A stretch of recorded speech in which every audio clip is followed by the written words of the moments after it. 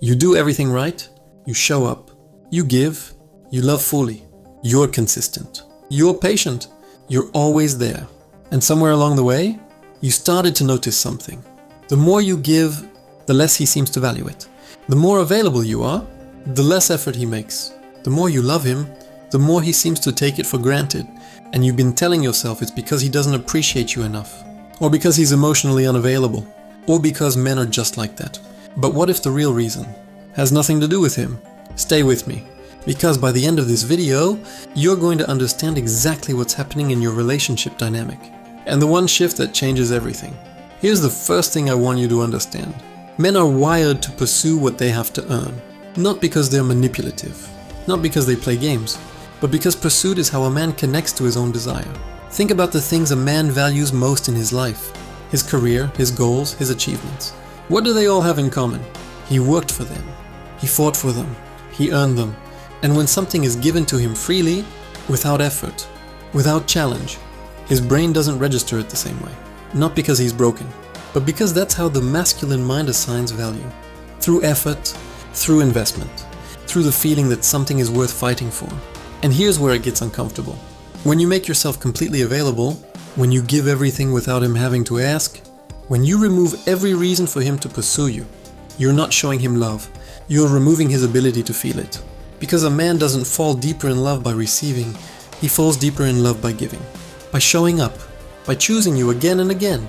And when you take that away from him, by always being the one who gives first, you take away his most direct path to loving you more deeply. Here's the second thing, and this one is harder to hear. When a woman gives too much in a relationship, it's rarely about the man. It's about her own nervous system. Because somewhere along the way, you learned that love had to be maintained through effort. That if you stopped giving, stopped showing up, stopped being everything he needed, he would leave, or pull away, or find someone else. And so you give not from abundance, but from fear. And he feels that difference. Maybe not consciously, but in his body.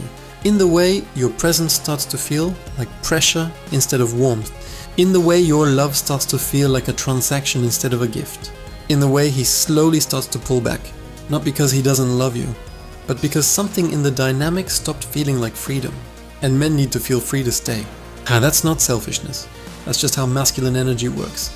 A man who feels trapped, even by love, will always find a way out. But a man who feels free will always find a way back.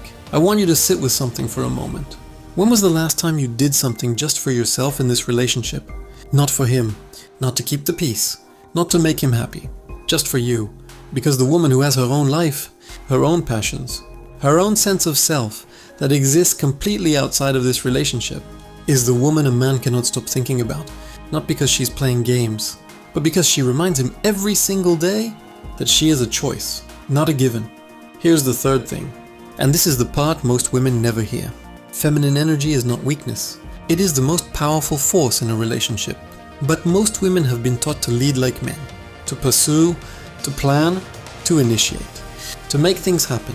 And in doing so, they've stepped out of the energy that makes a man want to step up. Because masculine energy is activated by feminine energy, not by feminine energy trying to do the masculine job. Here's what this looks like in real life. When you stop overfunctioning, when you stop texting first every single time, when you stop planning every date and solving every problem and managing every emotion in the relationship, something shifts. He starts to notice the space, and space is where a man's desire lives. When you fill every space with your giving, there's no room for him to step into.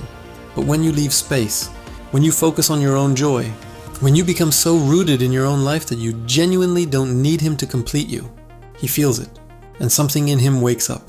This is not about playing hard to get. This is not about pretending you don't care. This is about being so genuinely full in yourself that your love becomes something he wants to earn, something he wants to be worthy of, something he has to rise to meet. Here's the one concrete thing I want you to do after watching this video. For the next 7 days, let him initiate. Don't text first. Don't plan the next date. Don't ask where things are going. Just focus on your own life, your own joy, your own energy, and watch what happens. Not as a test, not as a game, as an experiment in your own worth. Because the moment you stop being always there is often the exact moment he realizes he cannot imagine you not being there. Tell me in the comments, Have you ever felt like the more you gave in a relationship, the less it was valued? I read everything. And if this video reached someone who needed to hear it today, share it.